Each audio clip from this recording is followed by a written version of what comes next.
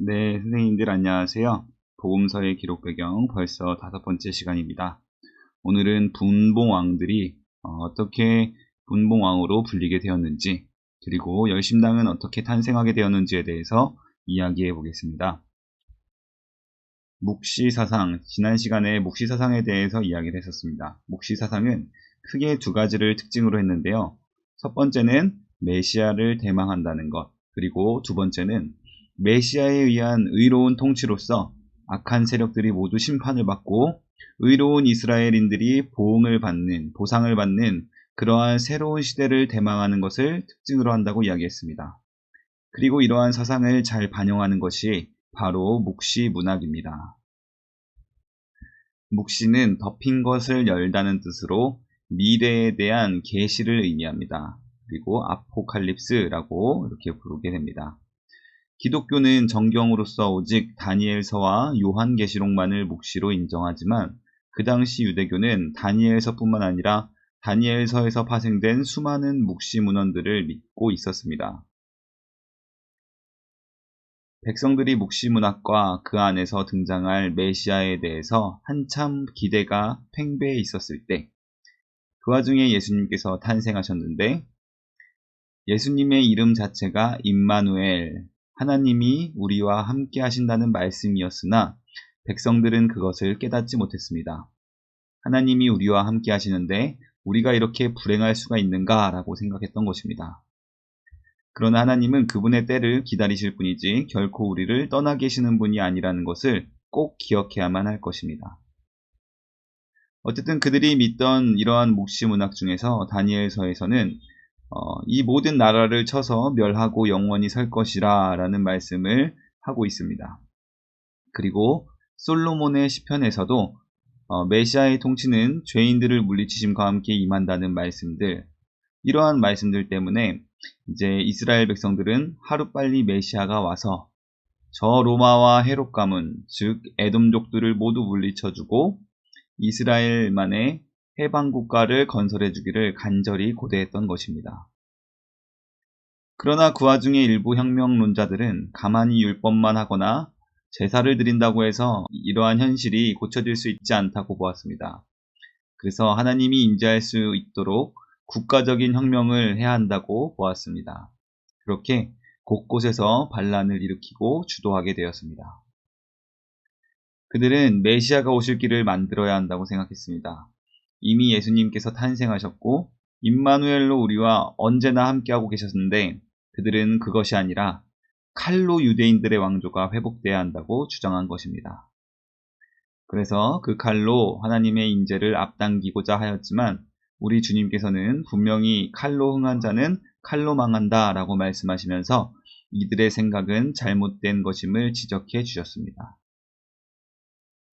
한편 이러한 혁명론자들의 반란 움직임을 더욱 활발하게 만든 사건이 발생하게 되는데 그것은 바로 BC 4년의 헤롯 대왕의 사망이었습니다.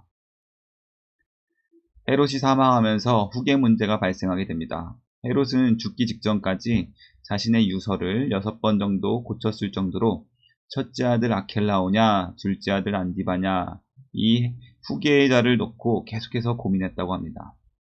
또한 이러한 문제 때문에 이 첫째와 둘째, 친형제 간의 묘한 권력 다툼이 발생하게 되었고 이것은 즉 정세 불안으로 이어지게 되었습니다. 또한 한편 헤롯이 죽었다는 소문이 돌자 반란의 그림자가 드리우게 되었습니다. 그래서 바람 앞에 등불과도 같은 일촉즉발의 상황이 되었습니다. 왕권은 누구한테 가야 하는지 갈등이 고조되었고 국내 정세는 어떻게 안정을 취할 수 있을 것인지 답이 없었습니다. 그러나 이런 혼란스러운 상황 속에서 헤롯의 아들들은 일단 왕권부터 매듭을 짓기로 결심하게 됩니다. 그래서 헤롯 삼형제가 로마 황제 아우구스투스에게 인허를 받으러 가게 됩니다. 원래 아켈라오냐 안디바냐, 첫째냐 둘째냐 이 둘 중 하나를 판결하기 위해서 갔던 것인데 빌립 2세는 사실 아킬라오를 지지하기 위해 따라갔던 것입니다. 그러다가 덩달아 자기까지도 분봉왕에 공해졌으니 빌립이 얼마나 이 로마 황제 아우구스투스에게 감사하면서 살았을까요? 다음 편에서 빌립이 이러한 것들을 어떻게 표현했는지 한번 살펴볼 수 있도록 하겠습니다. 이렇게 헤롯 가문이 자리를 비운 사이에 결국 전국적인 반란이 일어나게 되었습니다. 투쟁 노선에 섰던 자들이 선봉에 서서 헤롯 가문이 메시아 가문이라고 믿었던 자들, 흔히 헤롯 당원이라고 하는 이들과 또 로마군과 이제 물리적으로 충돌하고 만 것입니다. 로마는 결국 당시 시리아 총독이었던 바루스라는 장군을 급히 파견하게 됩니다.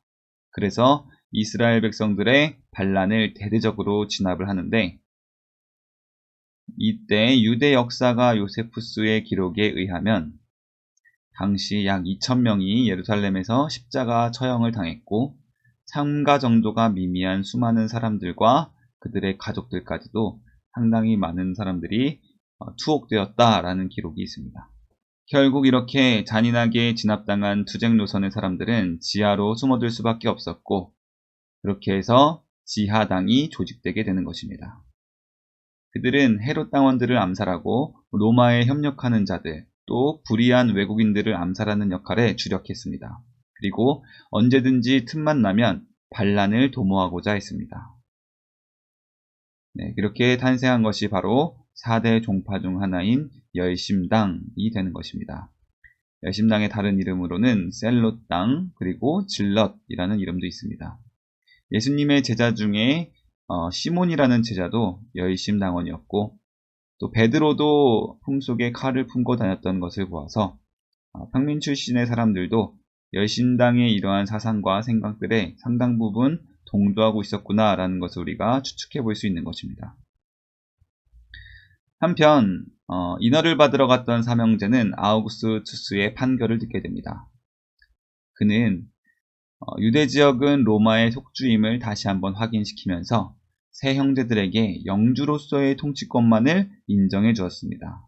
그래서 아무도 공식 왕으로 칭하지 않고, 다만 큰형 아켈라오에게는 힘을 실어주면서 아켈라오에게 가장 많은 땅을 분배해 주게 되는데요. 세 아들을 분봉왕으로 인정해 주면서 아켈라오는 맏아들로서, 또 헤롯 대왕의 친서를 근거로서 가장 많은 영토인 유대 땅의 절반을, 그리고 안디바에게는 유대의 4분의 1에 해당하는 영토를, 그리고 빌립 2세에게도 유대 땅의 4분의 1에 해당하는 영토를 다스리게 한 것입니다. 여기 보시면 핑크색 지역이 아켈라오의 땅이고, 그리고 초록색 지역이 안디바의 땅, 그리고 보라색이 빌립의 땅이 되는 것입니다. 그래서 우리가 복음서에 보면 그 많은 헤롯들이 다 누구인가를 의미할 때는 그 지역과 함께 성경 말씀을 살펴볼 필요가 있습니다.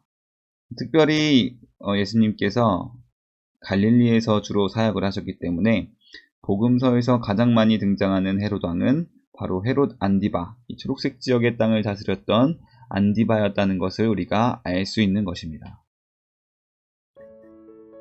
네, 이렇게 5째 시간을 마치고 다음 시간에 계속해서 이어나가도록 하겠습니다. 시청해 주셔서 감사합니다.